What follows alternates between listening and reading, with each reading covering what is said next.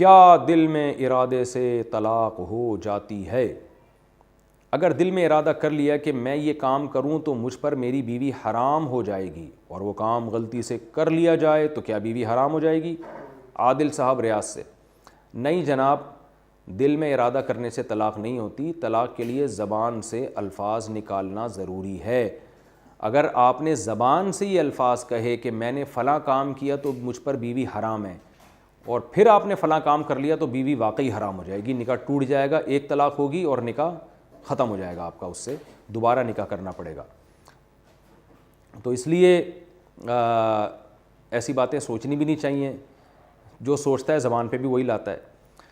لیکن زبان سے ادا کرنا ضروری ہے۔ کرپٹو کرنسی سے پیسے کمانا جائز ہے یا نہیں؟ کیا کرپٹو کرنسی جائز ہے؟ کچھ پیسے پے کر کے اسے خریدا جاتا ہے، پھر اس کی ویلیو بڑھتی رہتی ہے اور اسے بیچ کر نفع کمایا جاتا ہے، کیا یہ جائز ہے یا نہیں؟ داؤد کراچی سے۔ دیکھیں، اس بارے میں علماء کے رجحانات ہیں، میرا بھی رجحان ہے، لیکن فتویٰ نہیں ہے ابھی کسی بات پر، لہذا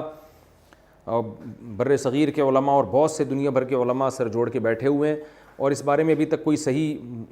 مستند رائے سامنے نہیں آئی ہے، تو ہماری بھی اس بارے میں خاموشی ہے۔ اس کی وجہ یہ ہے کہ جلدی کسی بات میں فتویٰ نہیں دینا چاہیے، کیونکہ ایسا نہ ہو کہ آج اس کے فائدے نظر آ رہے ہیں، کل ایسا نہ ہو کہ اربوں خربوں کا مالیت کا لوگوں کو نقصان ہو جائے، کیونکہ یہ فرضی کرنسی ہے، کوئی حقیقت تو ہے نہیں۔ تو میں یہ نہیں کہہ رہا کہ حرام ہے، ناجائز ہے، لیکن ہم جائز کہنے میں بھی توقف کر رہے ہیں، اور جن ملکوں نے اس کو کی قانونی اجازت دی ہے نا، انہوں نے بھی اس کو ایک کرنسی کے طور پہ، جہاں تک میری معلومات ہیں میں وہ بتا رہا ہوں آپ کو، اگر یہ آج کی تاریخ میں ہو سکتا ہے یہ ریسرچ چینج ہو چکی ہو تو ایک الگ بات ہے، اب تک جو میری معلومات ہیں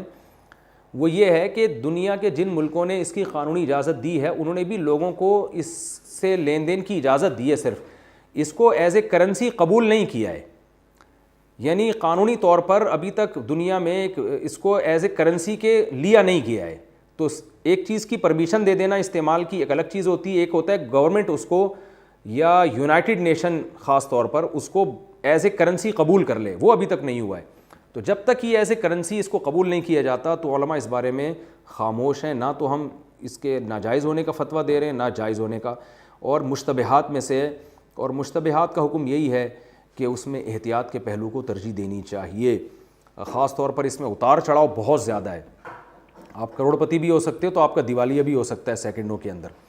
تو اس لیے ہم اس بارے میں خاموش ہیں۔ وجہ اس کی ہے کہ جو بھی ماہرین ہیں، خاص طور پہ جو جامعۃ الرشید جن سے میرا تعلق ہے، ان کے جو بڑے بڑے مفتیان کرام ہیں، وہ ابھی تک انہوں نے بہت گہرائی میں گھس کے اس کی تحقیق کی ہے، تو وہ ابھی تک اس بارے میں کوئی رائے ان کی